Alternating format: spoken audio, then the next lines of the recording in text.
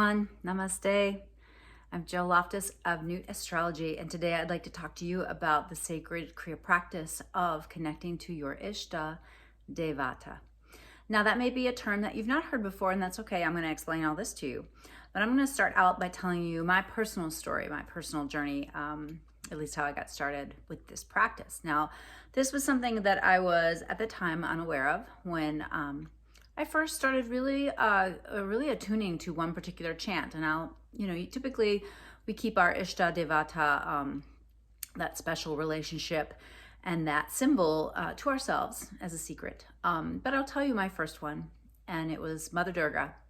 Durga is a Hindu goddess. Many people are confused about Hinduism and think because they have these different depictions of gods and goddesses and other symbols that they worship all these separate deities, when the reality is that the majority of Hindu practitioners are proponents of the concept of one God, and these are just representations of the myriad, unapproachable explanation of all the different aspects of the divine, right? And so it's just imagery. In the same way that a dove is often a representative of the Holy Spirit in, let's say, the Baptist Christian tradition. In Hinduism, they have many, many gods and goddesses. And I became just enamored with this chant by a kirtan artist named Jai Uttal. And the chant is to Durga. Hey Ma Durga, hey Ma Durga, hey Ma Durga Rakshamam.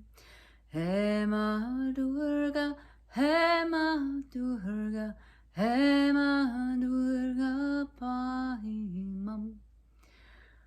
And so, you should hear his rendition. It's so beautiful. It's set to a little bit of music. And I was just listening to it all the time. I have marvelous memories of actually making Christmas cookies with my son. He was like 4 years old and we're chanting this together. I was just really attuned to it. And I don't know what or who Durga was, but I just knew I really grooved with this chant. So then I was attending a Kriya Yoga workshop with Goswami Kriyananda. And there were so many people there. And he was kind of like a rock star. I'll have to tell you the story of meeting him in another episode. But there were probably 60 or 70 people in this workshop. And I had signed up to have a roommate, somebody I did not know. And so the one day, I was very shy, much more shy than I am now.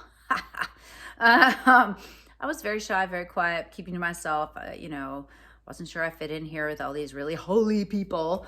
And then there's me, mom from Southwestern Virginia. What do I know? Anyways, at one point, the woman who I was rooming with looked at me and goes, "So what's up with you and Durga?" And I was like, "Huh? What are you talking about?" And she goes, "Every time I'm around you, I hear this chant to Durga." And I was just blown away. I was shocked. And I was like, keep hearing this chant. You know how you get a song stuck in your head? Sometimes it's a positive, good thing, and sometimes it's not, right? But I had this song was just, I was so resonant with it. I was so resonant with it.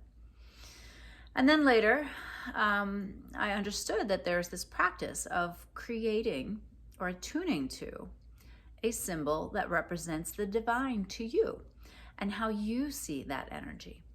And at that time, Durga was perfect for me. Durga had no male consort. She was the goddess who was created by all the gods. They each gave her one of their powers.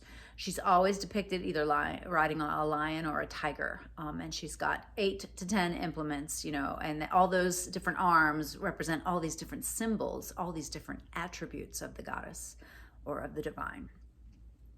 And I had to be fierce during that time in my life. And so it made sense. But I really didn't know for sure until I did a guided meditation. And of course, there she was. Now, when you're still kind of looking for your Ishta Devata, a lot of times they don't show up right away. And this is something I don't want you to feel like if you don't, instantly know who or what symbol might be working for you right now, that you feel defective or that you don't have one or it just doesn't work for you or something like that, okay? But it starts out really attuning to what attributes are you trying to embody. You know, maybe your superpower, your method of attuning to the divine and bringing goodness into this world is love. And the greatest avatar of divine love is Jesus, right? Perhaps you feel more in tune with the divine feminine, and then maybe Mother Mary. Perhaps you feel that you want to, you've had all this abundance, but you want to walk away from that wealth and take up more of a quiet place in the world. Maybe you would attune to the Buddha. There are myriad Hindu goddesses and gods.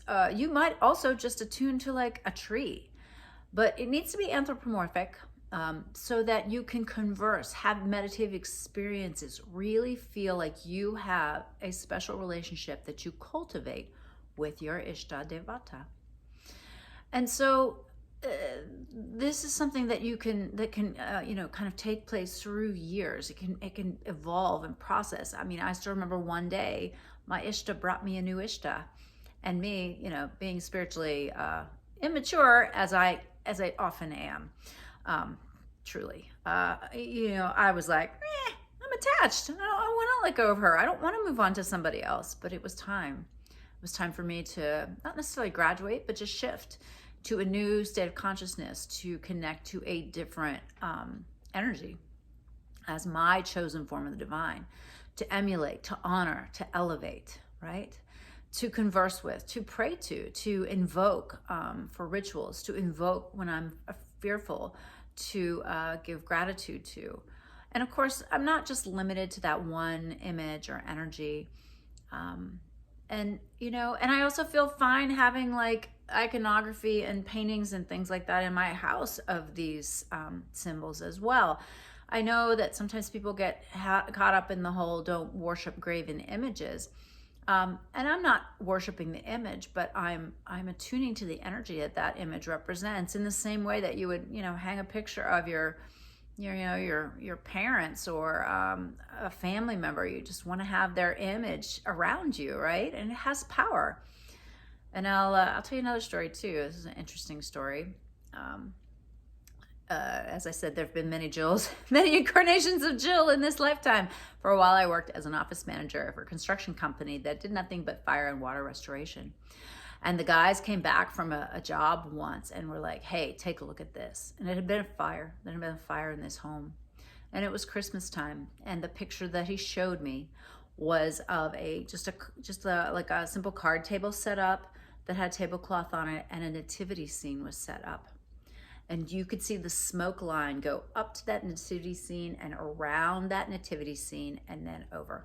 Like, that nativity scene had Shakti, it had energy, it had power, and it helped to hold the space, right?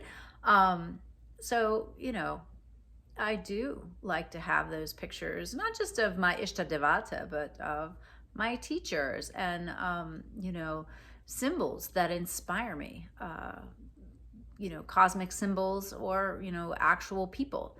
So, I think that's another beautiful practice that you can connect with when you discover your Ishta Devata. Now, you can ritually invoke an Ishta. You can, perhaps do a meditation, and then your Ishta will be revealed to you or come to you. You might just open your heart to that idea. And another way you can also approach it is to kind of just consciously choose a symbol, an image, someone in history, even, a character, right? And attune to them as this being, as the divine in form, incarnate, right?